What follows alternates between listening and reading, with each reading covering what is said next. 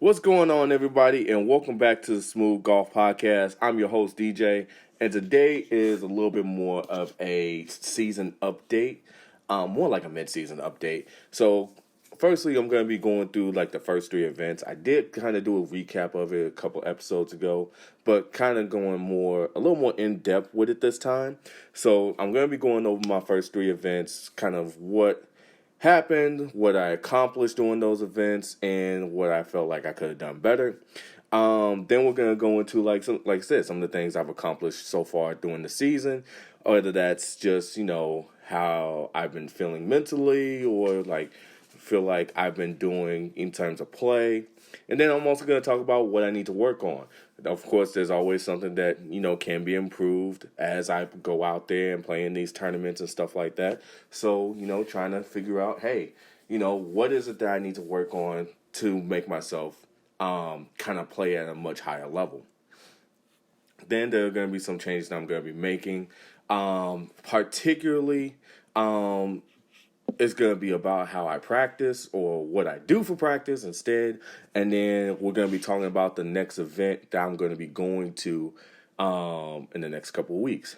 So just stay tuned and, let's kind of get right into it.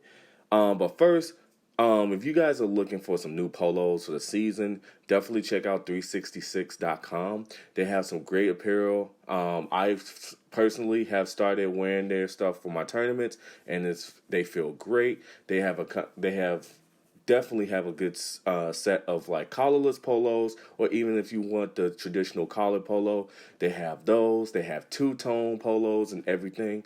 They even started coming out with shorts. So if you want to check them out, go to 366.com. So that's THREESIXTY, the number 6.com. And if you use the promo code SMOOV2024, you can take 15% off your order. Again, that's THREESIXTY,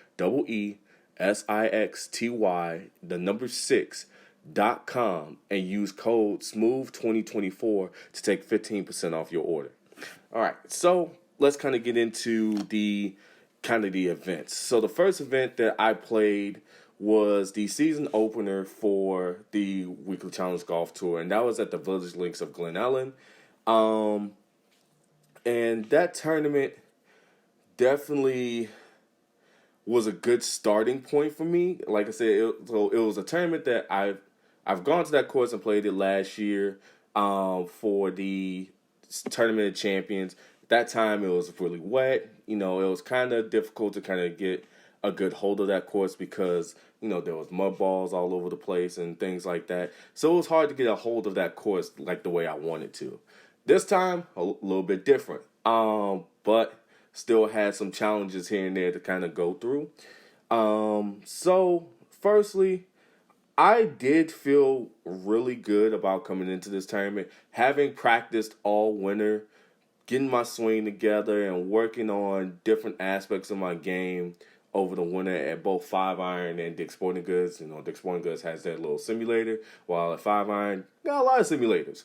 But working on my game at those two places really helped out. The only thing is that inside golf is way different than outside golf, especially when it came to this day. It was a pretty hot day. The golf balls were flying far, and just it was real hard to try to get a real look at what my distances were going to be. So that was kind of one of the things that I had to deal with that day. But I didn't realize how bad it was going to be until I actually got into the course and played. And yeah, it was rough.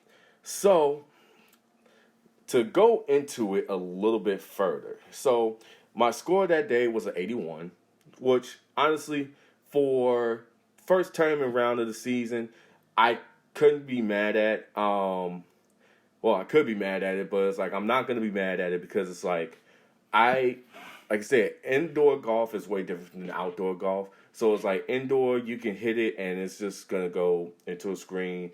It's going to tell you what the distance is and all that. But when it comes to outdoor golf, there's more factors to deal with. So considering that I was coming straight from indoor golf to outdoor golf, um, I could. I feel like I could have done better, but it was like I can't do better than what I did because everything is just different. So again, shot 81. Looking at my strokes gained stats from that day, I also love keeping my stats. If you guys are looking for a nice app to do that with, get the My Golf Practice app. I can track my practices and also track my rounds on the golf course using GPS, and it helps out great because it keeps track of it a lot better for me. So, like I said, shot 81. Looking at the strokes gained stats, my best part of my game that day was driving. I hit 9 out of 14 fairways, so I hit 64%. But where I lacked the entire time of the tournament was in approach, short game, and putting. I was losing about a stroke and a half on my approach shots. Now, granted, I did hit 10 greens in regulation, but my proximity to the hole was kind of, in some ways, abysmal. My app says that my proximity to the hole was about 30 feet, which honestly is not that good. I'd rather be a little bit shorter than that. So I think the main thing that I had to really work on is trying to get closer to the hole. But there are some other things that I also kind of have to take into account when I go about how I approach the greens.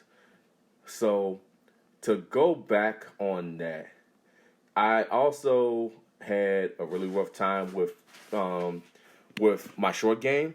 Again, the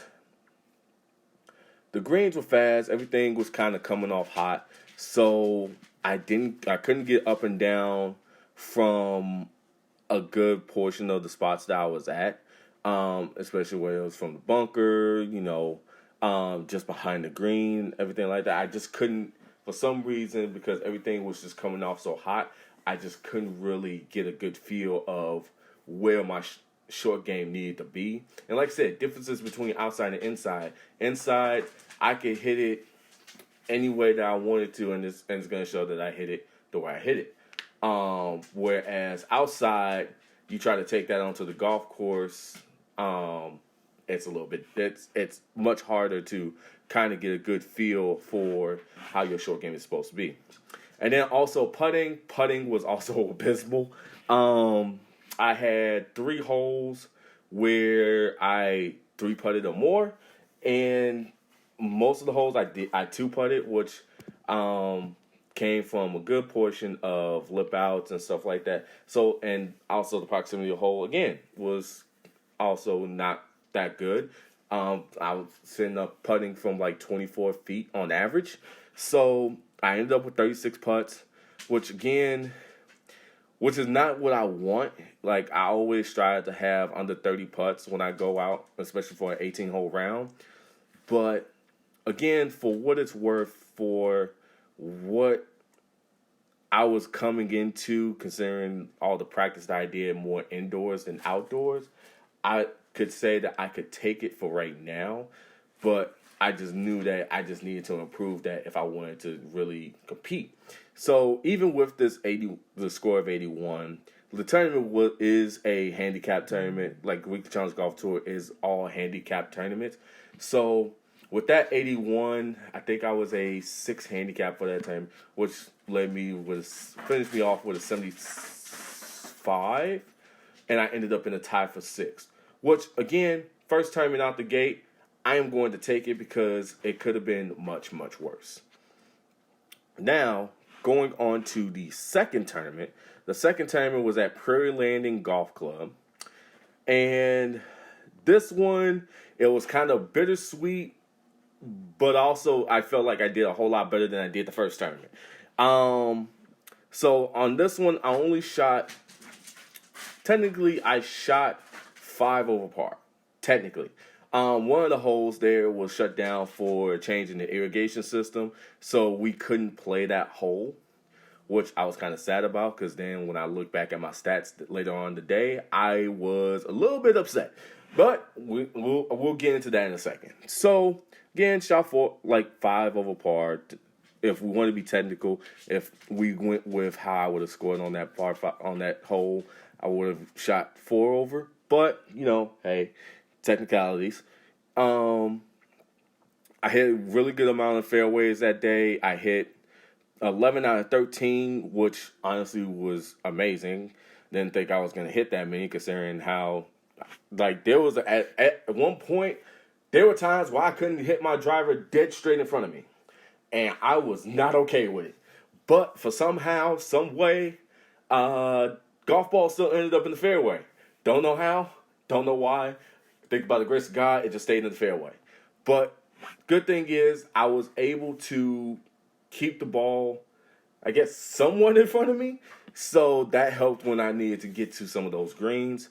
So my strokes gained for driving was, I did gain kind of 2 strokes on the field with my driving. Only lost about a quarter of a shot to my approach game, which again, that's mainly on proximity to the hole. Like I did have like most of the times I had less than 150 to 170 yards into a green, but just not putting it as close to the pin as I should be.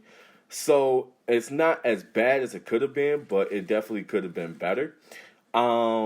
Short game also still was a struggle. Greens were very deceptive, running fast. It just was difficult to kind of get a hold of what the greens were doing.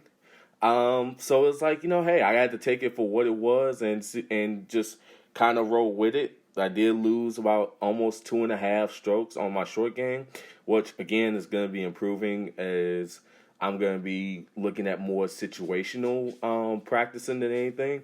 I did get up and down a decent amount. I got up and down 5 out of 7 times that I needed to, but definitely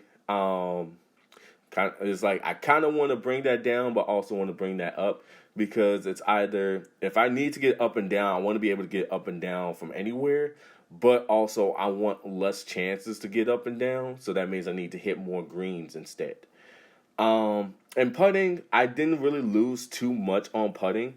I did have 34 putts, and that was from, if you only knew. I had a 4 putt and a 3 putt to start off on the second and third holes, which again does not help the situation, but it is what it is. But I also have to say, that day, especially doing the front 9, I, for some reason, could not get comfortable. And I think that was mainly due to a couple things. One, it's the second time of the season. There's still some kind of season jitters, especially, considering I've been working so hard. So I'm trying to make sure that I play it the best that I can. And also, do not drink pre-workout before you go play golf. Even if it is an hour before you go play golf, do not do it.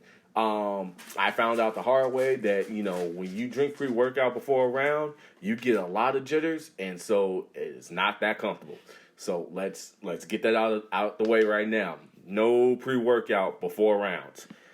Unless you're really working on something, then that's a whole different story. But yeah, no pre-workout before rounds.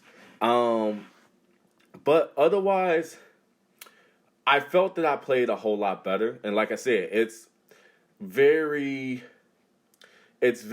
dependent on how you look at the front and the back 9. Because the front 9, like I said, I just wasn't comfortable dealing with the jitters from the pre-workout and also the nerves that I had for the season.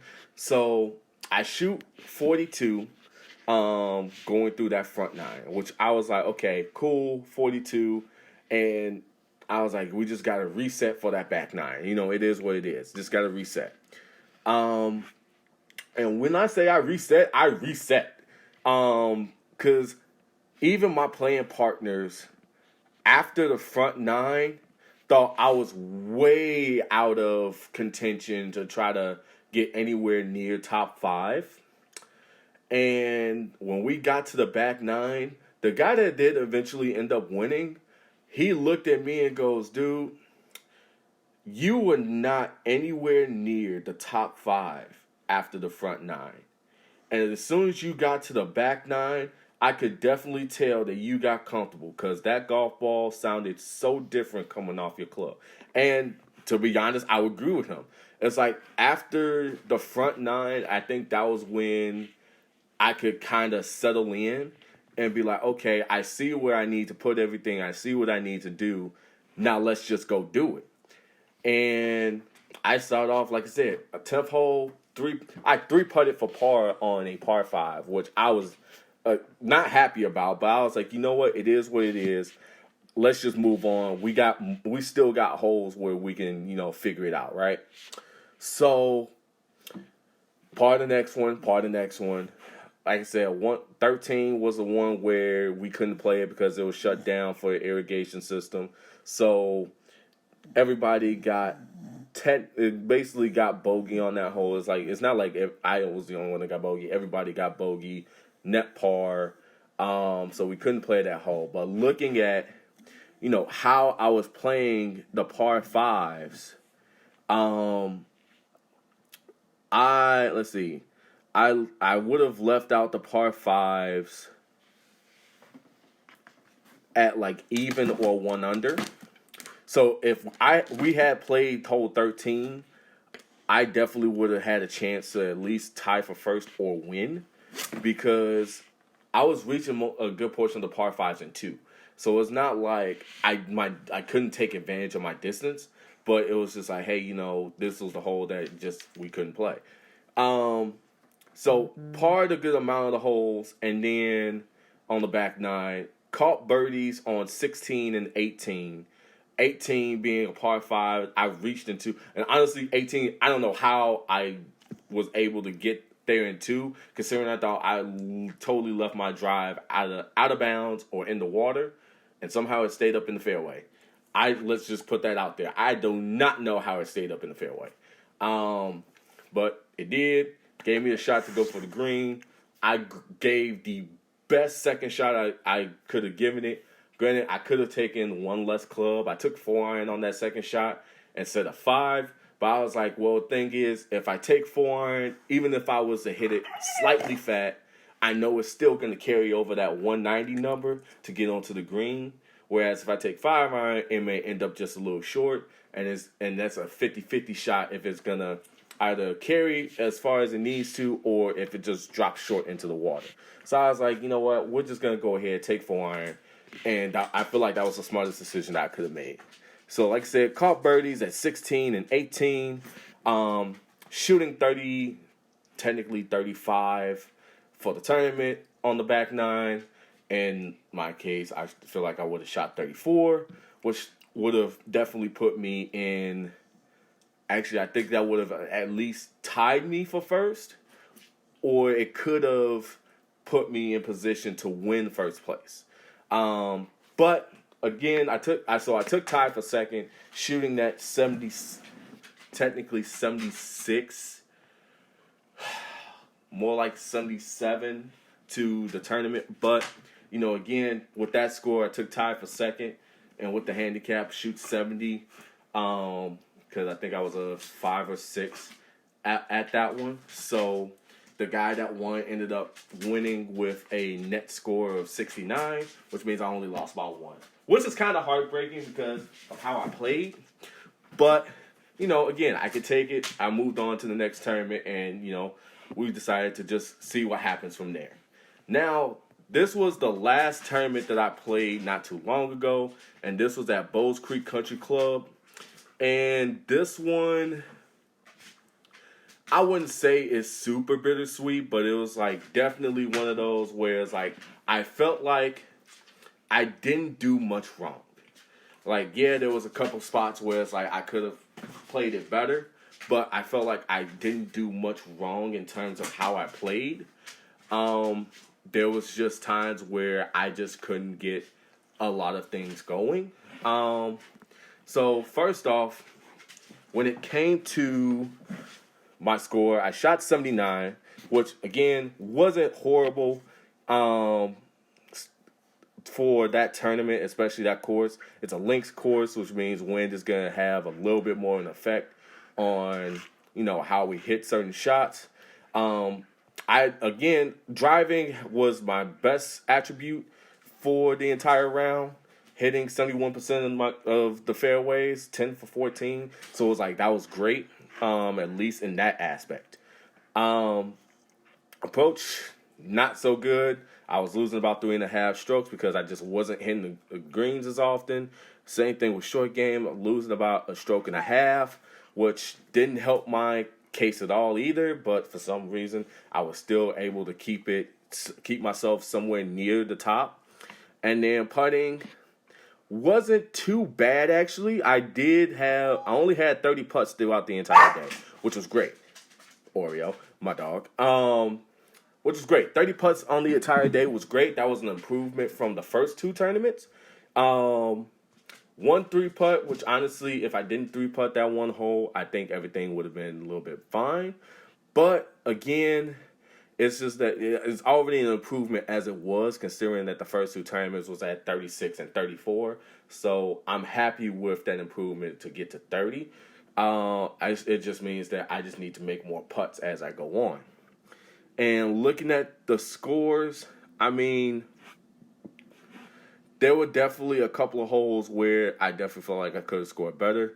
For example, 5th hole, par 3, 215 yards. I ended up taking a double bogey on that one.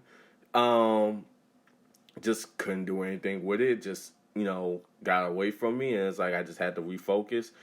Definitely kind of brought it back with 2 pars after that. And then just had issues with a couple of the holes. So like the 3-putt on hole 8, which is a par 5. That didn't help my case whatsoever. Had to lip out for the par putt. It was like, okay, cool. I can deal with that. 2-putted hole 9 for bogey, which I was like, you know what, that's okay. We're gonna move on. I did leave the front 9 with a birdie on hole 4, which was, good. But again, still not a bad front 9. Shooting 40 there. Then I get to the back 9, and I was doing really well all the way up to the 15th hole where I just got a bogey. And I was like, okay, cool. I'm only 1 over after 15 holes. And then I parred the 16th, which was honestly one hell of a par because I definitely left myself a long putt for birdie. Almost left myself a long putt for par and made it, which was great. Now, this is where the bad luck begins, and I hate it. I definitely hated it the day of, and I still hate it now. So 17th hole, hit my drive. Drive's in a good spot in the fairway. I got 112 yards into the green. Pin is in the back right. So holes prior, I had taken a pitching wedge from that kind of yardage because this day was also pouring buckets. It was raining the entire day, so everything was either going to be going a little short or it was going to not spin enough and go long. So a couple previous holes before that, took pitcher wedge from the same distance, took some off, and watched it sail over the green. So I was like, okay, cool, we're going to do the same thing. Since we're at about 112, this time I'm going to try to put as much spin on it as possible so that way it doesn't sail on me, and we're going to go from there. Hit a great shot. I mean, it was starting at the center of the green, fading a little bit towards the flag, and I was like, okay, this is going to be good. And my goal was to try to play it just a little short of the flag because everything was also bouncing pretty hard, even though it was wet. So my goal was to let it hit short, bounce up, and be able to spin so that way it could stop towards the flag, and, we'd be good. We'd be Gucci. Instead of doing that, the ball hit in front of the green, just like I expected it to, but instead of it going forward, it actually spun so much that it spun back and into a bunker. And I had to look at that. I was like, you got to be kidding me. I can't believe this just happened. So, things happen. It is what it is. Go up, get out the bunker. It's like, okay, cool. Let me see if I can make a par putt. Couldn't make the par putt. Got the bogey. And I'm like, okay, cool. I'm only 2 over at this point on the front 9. It can't be that bad. Until I got to the 18th. So this is a hole where it's going down, tee shots going downhill. There's a bunker on the right, bunker right there in the center of the fairway. You also got water all along the right, just further right of that bunker. And the way that bunker is, it has a big wall that, if you hit it anywhere into it, you kind of have to go over this wall to get back, out. Or you can take it to the side, halfway between the water and the fairway. So, hit my drive, and even my playing partners were like, we should have found my ball in the fairway with how I hit it, because there is no way that ball should have been in the bunker. And unfortunately, did find it in the bunker. We looked for it for a minute. We thought that it was going to be plugged in the fairway because of how wet it was and, how far it was coming down. And it was like, we think it was going to be plugged. Nope, one of my playing partners found it in that bunker with the big wall. So, had to take a shot and put it back in the fairway. I did just that. I got it out the bunker, put it back in the fairway. And so I was left with 132 yards to the flag. Flag's in the front. And I vote to take my 9-iron. If I had to take a little bit off of it just to make sure that it didn't go too far along, then I was fine with that. So I took my 9-iron and hit, again, what I thought was a perfect shot. It was literally going on line with the flag and, how the green was sloped towards the flag. So, hit the shot, looked perfect, and it was landing just about where I wanted it to, short of the green, so that way it could bounce up, roll forward a little bit, but have enough spin to where it could stop. Instead of bouncing forward as much as I thought it was going to, instead it hit on the fairway and bounced exactly 1 foot forward and stopped. And I almost lost it because I was like, there is no way that 2 holes in a row that something like that should happen. But unfortunately, it did. So then I tried to make a run at the par putt to try to give myself a chance to be in first place or even get into first place. But missed that putt. Then I ended up with 2 extra putts to get a double bogey. Shoot 39 on the back, so I finished with the 79. Honestly, I gave it a good run. I couldn't be mad at it because it's like I played, like, for the conditions that we had, like I said, raining all day. I definitely gave it the best run that I could. And again, took tie for second. I only lost the tournament by 4 shots, which, again, isn't as bad as I could think of. It's better than losing by 1, that's for sure. But, losing by 4, I could only take what I could get. So there's that.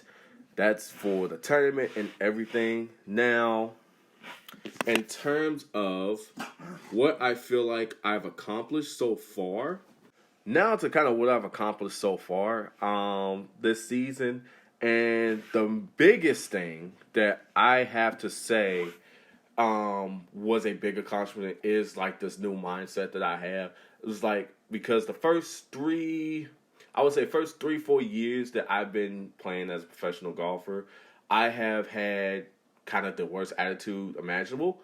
When things weren't going right, when, shots that I felt like I hit perfectly didn't end up the way I wanted, I used to blow up. Like, when I say blow up, I mean blow up, throwing clubs, smacking them onto the ground, just being an absolute, I would call it, basically an absolute dick. And I feel like there's been some growth in my game to the point where it's like mentally I can keep myself in it. And that's especially been demonstrated with my second and third tournaments, because the thing is, definitely at those times where I didn't get the result that I wanted and everything like that, I definitely could have blown up and just totally lost my head and taken myself out of the tournament. But the thing is like now I realize like, with how my game is now, even at what I would consider the worst scoring that I could do, I'm actually scoring much better than I thought I would. So it's made me realize that I am as good as I am and actually much better than what I was before. It's just that I just have to be better at making adjustments.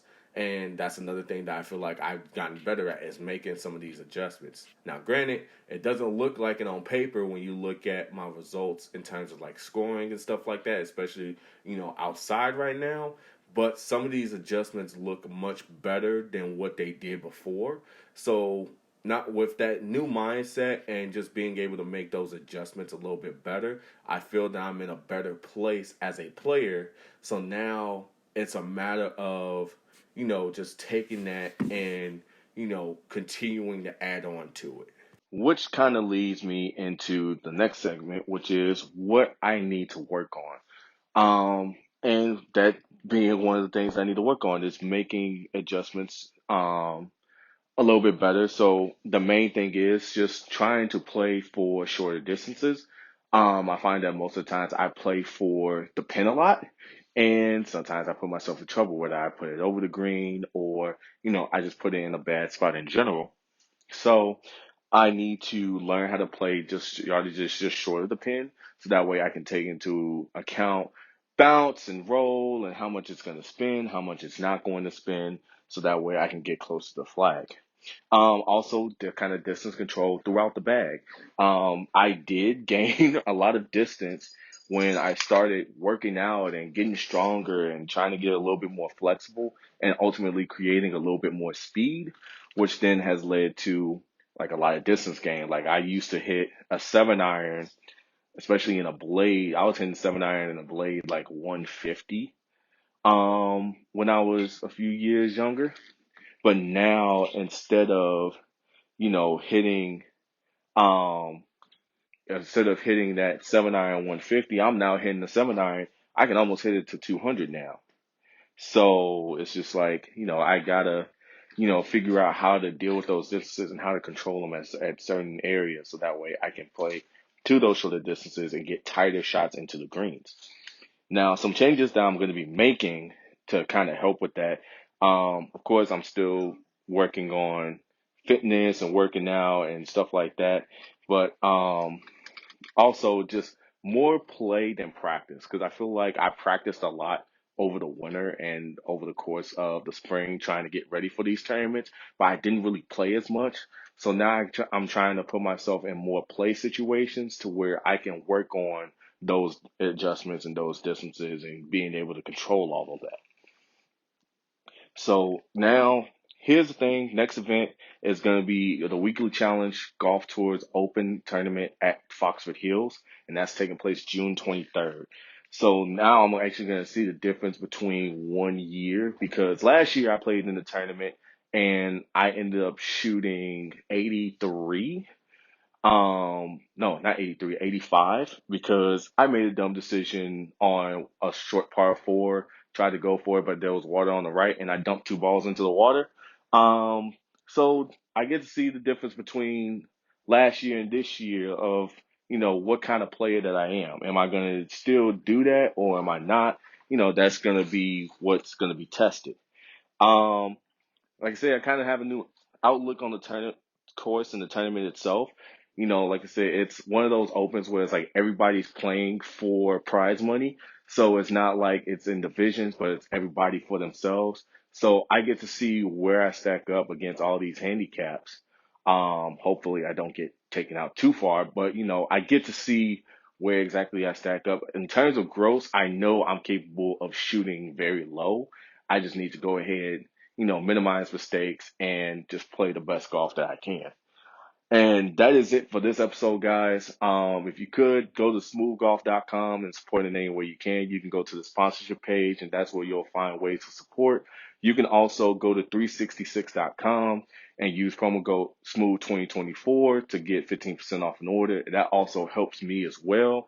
Also, I have an Etsy store. It's smoovgolf.etsy.com. I have hoodies, t-shirts, a couple water bottles and stuff like that that you can purchase. And I think they're still on sale right now. So if you could support in that way as well.